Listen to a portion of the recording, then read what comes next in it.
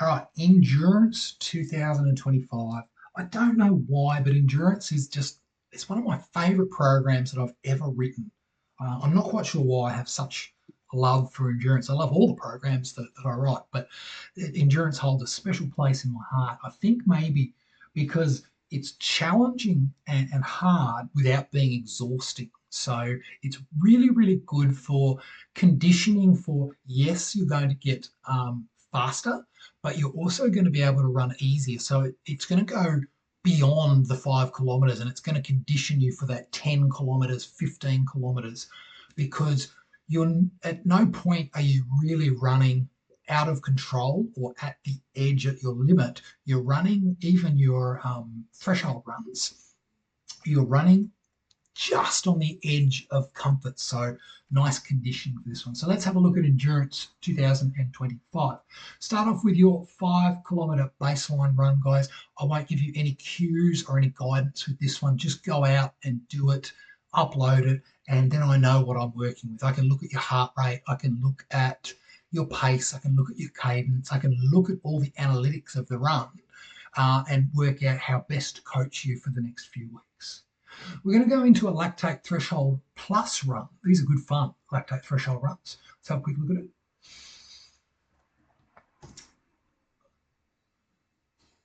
it. Let's have a look here. So, how these sorts of things feel.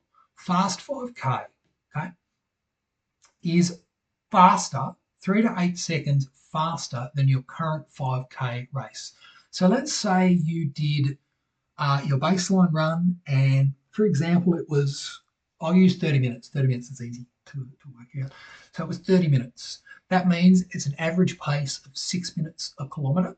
So your fast 5K would be 3 to 8 seconds faster than 6 minutes. So it would be what, 5:54, 5:55, thereabouts. So you see how it's slightly faster than your current 5K pace, but it's not ridiculously fast like a 5:30 or a 5:20. Okay, 5K is where you're matching your pace, so that 6 minute sort of pace.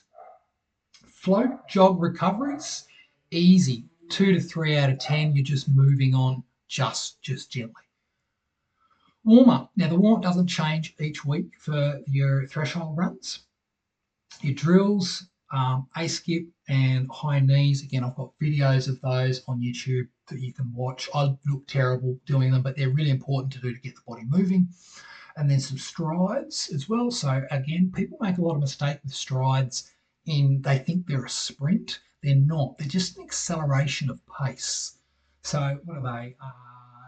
20 seconds. So your first 5 seconds is build up, then you hold that pace, and then you slow down. So it's just about an acceleration. Imagine if you were overtaking someone at parkrun or in a half marathon race or something like that.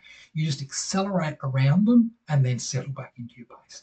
Your main set is 3 by 3. So 3 sets of 3 minutes at faster than your 5K pace, and you have 90 seconds recovery in between those 3 minutes, then you have 5 minutes at the 5 kilometer pace off a 45-second recovery. Now, the reason it's only at your 5K pace is because this is about endurance, it's about building resistance, not necessarily about building top end speed. So we're making 5 kilometers feel more comfortable. Okay, let's move into strength and conditioning. I'm a big fan of strength and conditioning team. Most of you know that by now. I have got a progression and a regression video for each of the exercises in here, and they are runners specific. So a lot of single leg work, a lot of posterior, anterior work, and those sorts of things. Make sure you get strength and conditioning done. Really, really important that we get that done. Week 1, we're going into a tempo run. So your main set for your tempo run is 3 6-minute efforts with 2-minute recoveries in between. Now I've got here heart rate zone 3, 75 to 85% of your max effort. That's a fancy way of saying 6 to 7 out of 10. Okay, so you don't want to be doing those 6-minute efforts easy. You want to be doing them moderate. Okay, so don't get too caught up in heart rates, zones, and those sorts of things like that. Does it feel easy on your easy runs? Yep, you're probably in the right zone. Does it feel hard in your tempo runs? Yep, you're probably in the right zone. So stick with that. Okay, park run. Now, your park runs are going to change over the 4-week period. And things are going to be because we're going to become adapted to running at a slightly faster pace each week at parkrun or your 5Ks, whatever you're doing. So just check the specifics for each week's parkrun because they do change. Okay, so in week 1 was 1.2 to 1.8 kilometres is easy, and then it builds from there. Okay, long run in week 1, a 4 out of 10. So this is a conversational pace. You should be able to chat. Again, I've said zone 2, 65 to 75% of max heart rate. Don't get too caught up in that shit. Focus more on, does it feel easy? This is where we're building your running engine. This is where we're building the aerobic capacity to be able to have you run longer and further at a faster pace without having to put so much effort in. So keep this one nice and easy, nice and relaxed. If you're running with a friend, you should be able to chat. If you're running on your own and you're listening to music, you should be able to sing along with it. That's how easy it should be. And we're focusing on form. So nice and tall in our posture, shoulders nice and relaxed, not overstriding, nice quick cadence, and running through. Okay, lactate threshold session 2. Same as week 1. We go through, again, we're exposing ourselves to faster paces there, so make sure you read through the details for that one. Strength and conditioning doesn't change throughout the 4 weeks, team. It goes, all the exercises stay the same. What we want to be doing is, if you started week 1 on, let's say you couldn't quite manage a single leg RDL, so you did a double leg RDL, by about week 3, we're hoping to do a single leg. Week 2, you might do a B stance. So we're always trying to progress this strength and conditioning, getting better, building the adaptation for the bodies. Into your tempo run.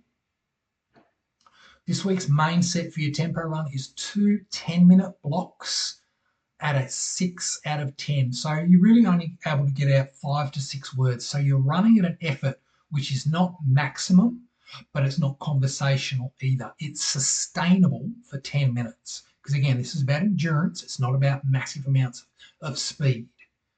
Okay, park run with specific instructions. Again, working on learning how to control and become endurance runners.